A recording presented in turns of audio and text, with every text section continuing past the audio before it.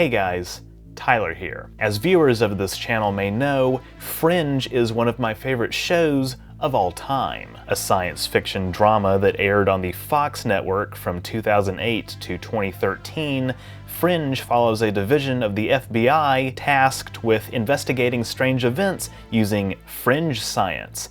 No, it's not just the X-Files. It's different, okay? I swear. In Season 2, we're introduced to a parallel universe that's more technologically advanced, but whose environment has been badly damaged by so-called soft spots, disturbances in the fabric of space and time. Fringe's alternate universe has long been fascinating to me, and in this video, I'd like to highlight some aspects of their alternate reality that have been prescient in predicting our real future. Let's get started.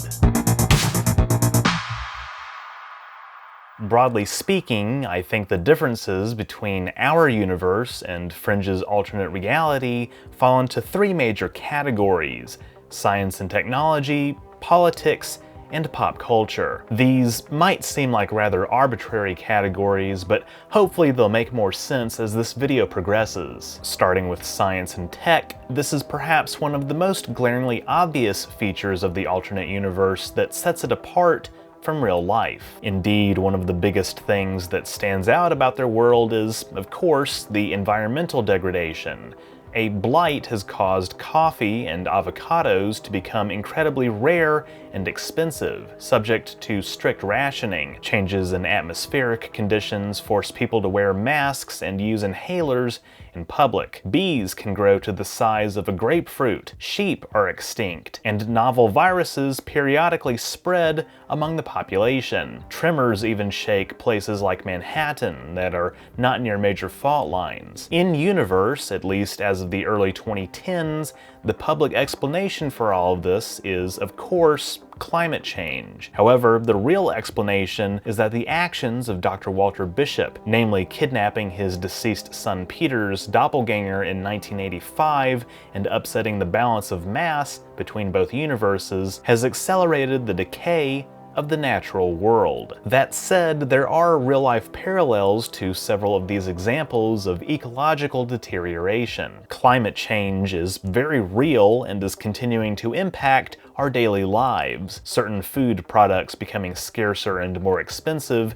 is certainly no strange notion to most consumers in the 2020s, with the fallout of the COVID-19 pandemic having disrupted supply chains. The price of chocolate is also expected to rise significantly in the coming decades, as cocoa harvesting is impacted by drought, soil depletion, and competition with commodities like palm oil used for biofuels. Speaking of viruses, in the alternate universe, smallpox has not been entirely eradicated, with at least one outbreak in North Texas documented on screen, and multiple characters reference an avian influenza pandemic in the mid to late 1990s that claimed millions of lives, a stark parallel to the death toll of COVID in our more recent history. Again, this was all written over a decade ago, when memories of a more recent SARS outbreak, swine flu, and other epidemics were still fresh. And of course, pollution from mass industrialization around the globe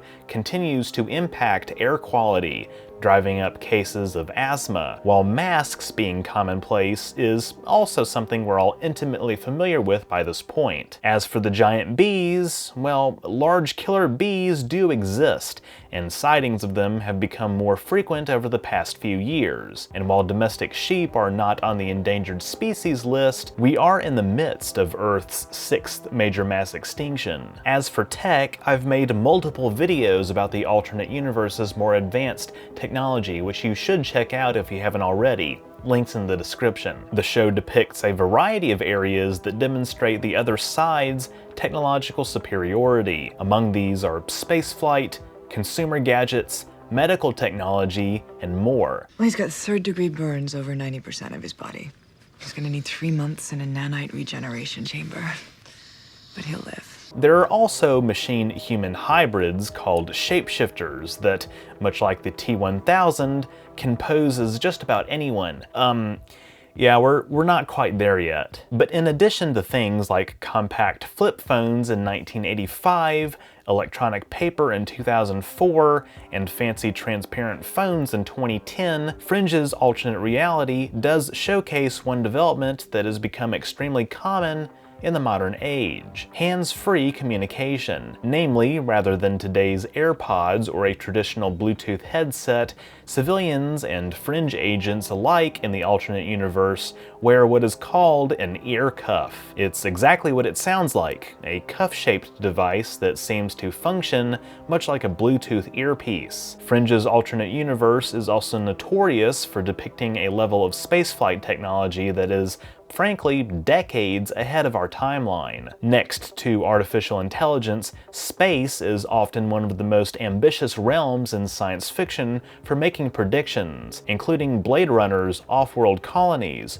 which exist as early as 2019. In the case of Fringe, such differences start out relatively small. In the Season 2 episode Dream Logic, we see a poster in Peter's bedroom commemorating the Space Shuttle Challenger's 11th mission on June 28, 1984. In real life, Challenger only flew 5 missions up to this point, although the Space Shuttle Columbia's maiden flight was famously delayed by 2 years due to various mechanical issues. Clearly, on the other side, these were fixed from the get-go. But more than that, in the Season 3 episode Olivia, we see an advertisement for daily flights to the moon available to the public. It's not clear if this means that lunar landings are so cheap that your average Joe can do it, or more likely that circumlunar orbital flights are available at probably the cost of a plane ticket. This is still insanely expensive in real life today, but several factors could have accelerated the reduction of the cost of spaceflight in Fringe's alternate universe. First off, the Space Shuttle Challenger disaster, which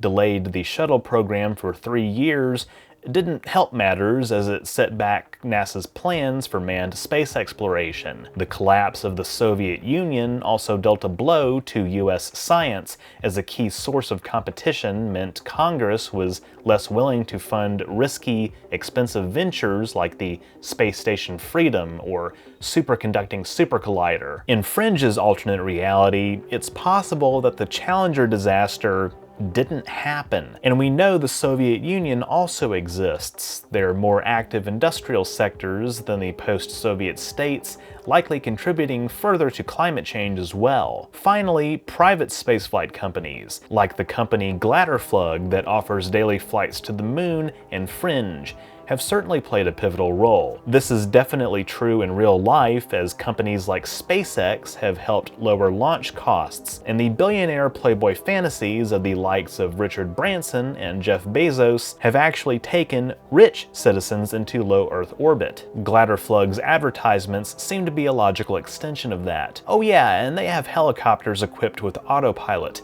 a clear extension of self-driving car technology in real life. Perhaps among the more subtle, yet still visible flavors of alternate history on Fringe's other side are their politics and society. Aside from relatively common alternate history tropes like JFK still being alive, the Twin Towers still standing, and different people being depicted on currency, Fringe features some rather interesting tidbits that have proven somewhat prescient of modern politics. One notable difference is that the US government on the other side seems to be even more authoritarian than in real life. For instance, public ID cards called show-me's are required to use public transportation in New York City. That said, people seem to be relatively comfortable, or perhaps I should instead say used to, rather broad police powers. One example is Fringe Division given broad authority to quarantine areas compromised by soft spots using a gaseous mixture called Amber 31422, which after hardening occasionally traps civilians inside who are then declared legally dead. Among the areas that have been quarantined in the show are Madison Square Garden in 1999, trapping 10,000 people, and part of the campus of Harvard University since at least 2003. We also learned that a 1990 vortex in the East River claimed the lives of 165 civilians, half of whom were children. Okay, kind of getting off track when it comes to politics. Besides quarantine zones, we learned that federal legislation treats all kidnappings as possible fringe events until proven otherwise. And after 9/11, which instead destroyed the White House and Pentagon, the US government, under eminent domain, relocated the Department of Defense headquarters to Liberty Island. Now, a lot of the Amber stuff might be considered essential to limit the damage of surprise wormholes, the worst kind of wormholes. Though to be fair, the collateral damage has prompted at least one public protest in New York City. But aside from authoritarian concerns, which tend to resonate a little bit more in the modern day, if you know what I mean, there are some more neutral political differences. For example, we know that the US has 3 major political parties in Fringe's alternate universe. While this is not something that has actually come true yet, the 2016 election showed that third-party politics haven't been entirely discredited this generation, and support for the two-party system is at an all-time low. Besides the Democrats and Republicans, America's third party in Fringe may be somewhat populist in nature, as its members in Congress oppose a bill that would institute a two-child policy in the United States in response to resource shortages. I hopefully shouldn't have to explain why such a policy would be incredibly counterproductive. Regardless, we don't really know anything else about this third party, though one theory of mine is that they could have stopped the bailout of big banks during the 2008 recession. As far as other differences, Martin Luther King Jr. is famously on the other side's $20 bill, arguably foreshadowing the real-life decision to replace Andrew Jackson with Harriet Tubman on our 20. The US also seems to make more use of the metric system, at least on some road signs. And as for the alternate universes, society, and pop culture, well, I also have an entire video about that as well. Link in the description. Let's just say they really love movie sequels. Yeah, Fringe really did predict our future, didn't it? This video was never meant to be an exhaustive list of every difference between our universe and Fringe's alternate universe, nor necessarily a recap of their entire alternate history timeline.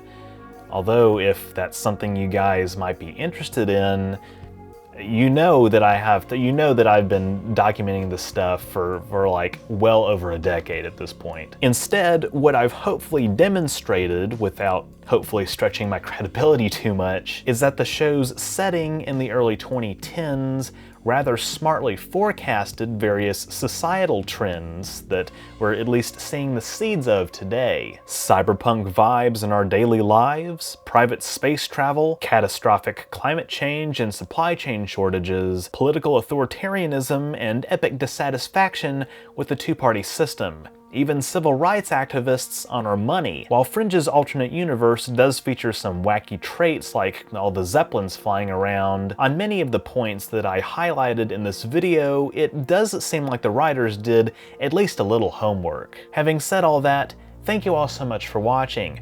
If you enjoyed this video, be sure to leave a thumbs up down below and don't forget to share it. That stuff really helps me out.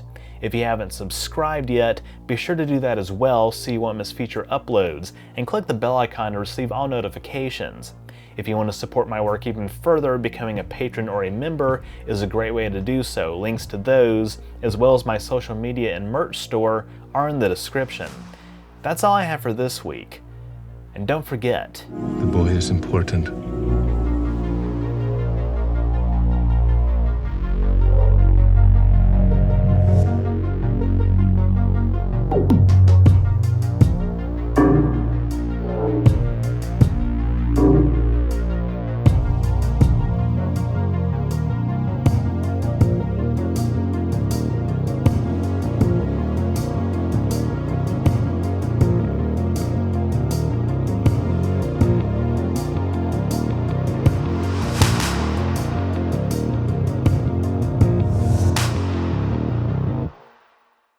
oh yeah, and they also predicted NSA spying. They monitor all the communications networks. That's probably how they do about Central Park. It's safest if we don't try to communicate with one another.